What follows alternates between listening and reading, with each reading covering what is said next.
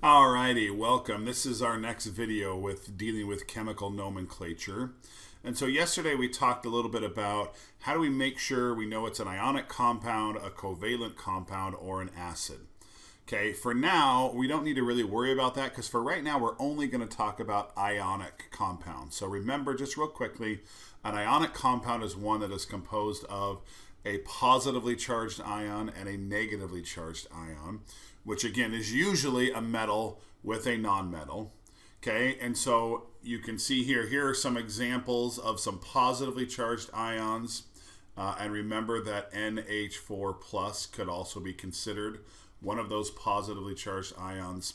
And then we've also got some negatively charged ions as well. So now that we know, okay, it's definitely an ionic compound, now we want to make sure, because there's two different types of ionic compounds. There's what's called a binary ionic compound, and there's what's called a ternary. Forget about ternary for right now. We're only going to talk about a binary. So binary is almost like, think about like the computer code that we use. The computer code that we use even to this day is all a whole bunch of ones and zeros. It's a binary code. It only uses two numbers, a 0 and a 1. Okay? So an ionic compound, again, is a cation and an anion, and the word binary just means the number 2. So a binary ionic compound is one that's made up of one positively charged ion. So NH4 doesn't count in terms of a binary ionic compound. Okay, NH4 plus would not be included. Okay, so a single cation such as Na plus, Fe3 plus, Mn7 plus, etc. And so that's one cation, one positively charged ion, and one negatively charged ion, one single anion, such as Cl minus, N3 minus, etc. Okay, so now it doesn't matter how many of them there are. Like, look at some of these examples. See how there's 3 strontiums and 2 phosphorus atoms? Okay, that doesn't matter, but there's still just strontium and just phosphorus. Here, there's just potassium and there's just nitrogen. Okay, even though there's more than one of that atom, there's still only one cation, in this case potassium, and one anion, nitrogen. Okay, so that's how you can identify a binary ionic compound, is there's just one metal and one nonmetal. Again, there might be more than one of the nonmetal. There might be more than one of those atoms, okay? What's not a binary ionic compound? Well, like for example here, NH4Cl. Okay, here's our positive ion, here's our negative ion. See how there's more than one element? Okay, that's not a binary ionic compound. Okay, or like NaC2H3O2. See how you've got one metal, then you've got a whole bunch of nonmetals? That's not a binary ionic compound. Okay, all of these ones here, these are all binary ionic compound because there's just one metal, sometimes multiple atoms of that metal, but still just one metal and one nonmetal. Now, when you are given the formula of a binary ionic compound and you have to write the name of it, it's really simple, okay? First of all, you ignore all of the numbers. We're going to talk about the numbers here in just a minute, but you ignore all of those numbers completely, okay? And all that you do is you write the name of the metal, and then you write the name of the nonmetal, the second one, and all you have to do is change the ending of that nonmetal to IDE. So notice that this is sodium and this is chlorine. So notice the name of it is sodium, not chlorine, sodium chloride.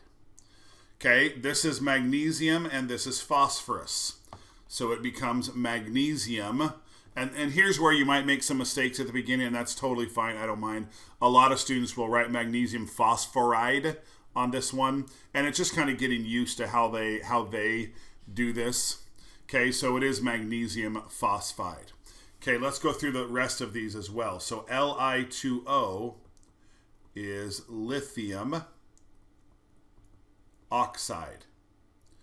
And then letter D, aluminum and bromine makes aluminum not bromine, bromide. Okay, letter E, Ca is calcium. And yeah, you're probably using a periodic table for this just to make sure you have the right names down. And S is sulfur, so sulfur becomes sulfide. Okay, so that's calcium sulfide. Okay, letter F, K3N. K is potassium, and N is nitrogen.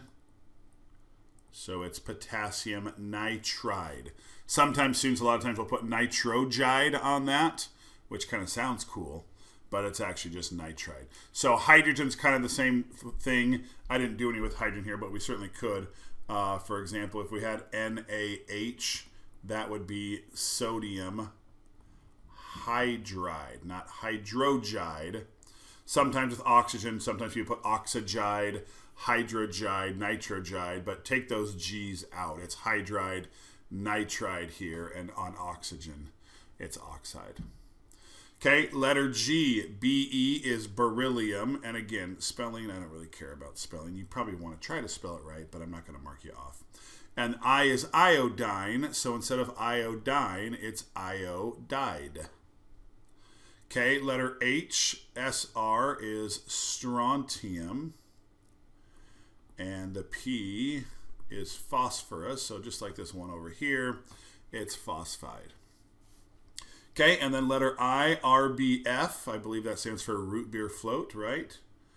It actually stands for rubidium. RB is rubidium, and the letter F is fluorine, so it's rubidium fluoride. Okay, and then the last one, letter J, Ba is barium. What you do with chemistry teachers when they die, you bury them. Oh, I know, that's a terrible joke, sorry. And arsenic becomes arsenide. So that is barium arsenide. So again, notice that we have completely ignored the numbers, okay?